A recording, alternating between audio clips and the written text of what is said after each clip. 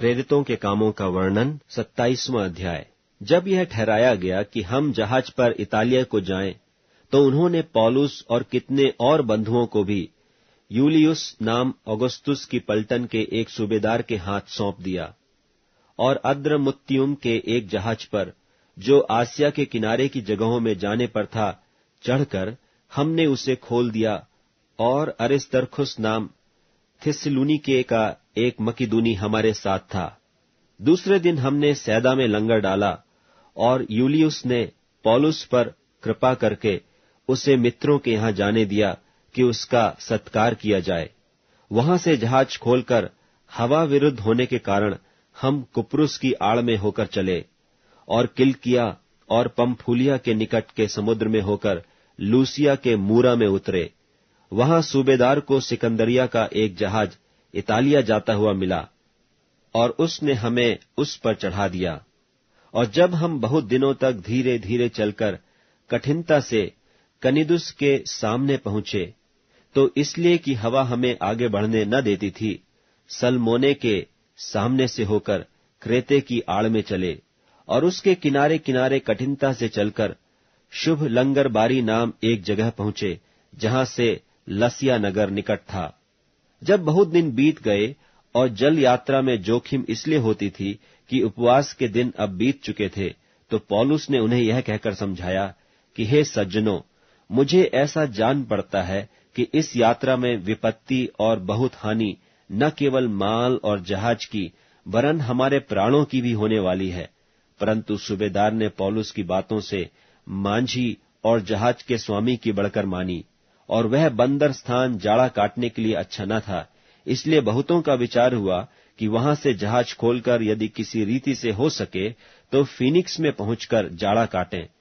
यह तो क्रेते का एक बंदर स्थान है, जो दक्षिण पश्चिम और उत्तर पश्चिम की ओर खुलता है। जब कुछ कुछ दक्षिणी हवा बहने लगी, तो यह समझकर कि हमारा मतलब पूरा हो गया, लंगर उठाया और किनारा धरे हुए क्रेते के पास से जाने लगे। परंतु थोड़ी देर में वहां से एक बड़ी आंधी उठी, जो यूरकुलीन कहलाती है।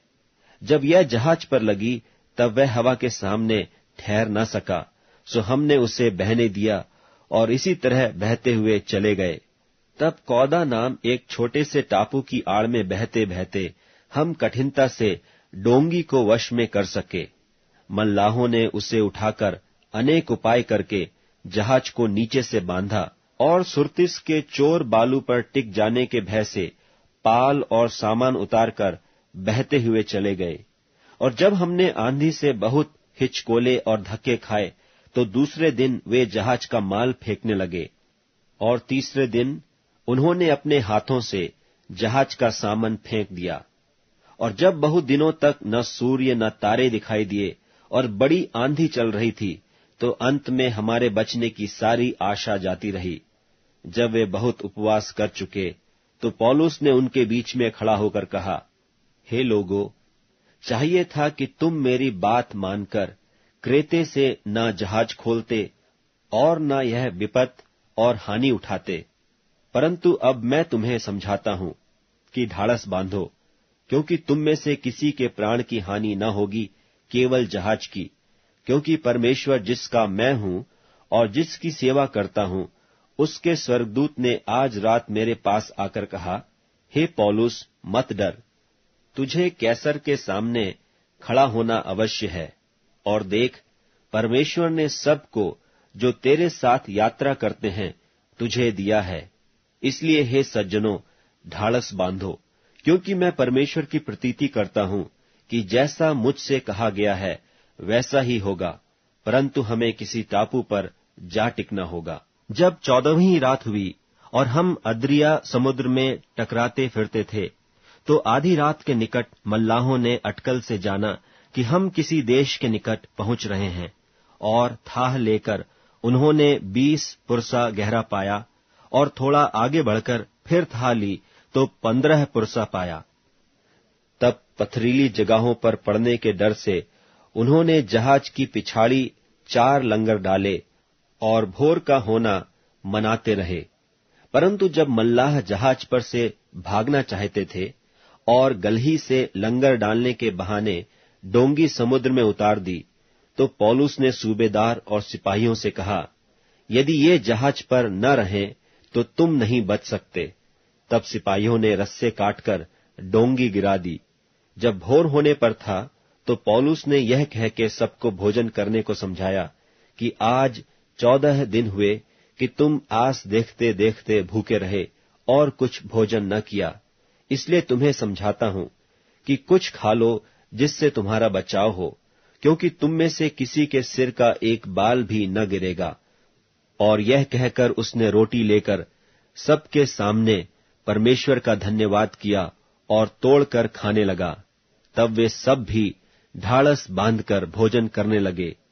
हम सब मिलकर जहाज पर 276 जन थे।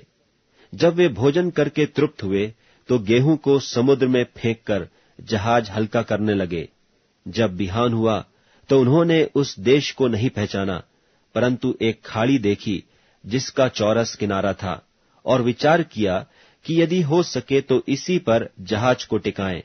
तब उन्होंने लंगरों को खोलकर समुद्र में छोड़ दिया और उसी समय पतवारों के बंधन खोल दिए और हवा के सामने अगला पाल चढ़ाकर किनारे की ओर चले। परंतु 2 समुद्र के संगम की जगह पड़कर उन्होंने जहाज को टिकाया, और गलही तो धक्का खाकर गड़ गई और टल न सकी, परंतु पिछाड़ी लहरों के बल से टूटने लगी। तब सिपाहियों का यह विचार हुआ कि बंधुओं को मार डालें, ऐसा न हो कि कोई पैर के निकल भागे। परंतु सूबेदार ने पौलुस को बचाने की इच्छा से उन्हें इस विचार से रोका और यह कहा कि जो तैर सकते हैं पहले कूदकर किनारे पर निकल जाएं, और बाकी कोई पटरों पर और कोई जहाज की और वस्तुओं के सहारे निकल जाए, और इस रीति से सब कोई भूमि पर बच निकले।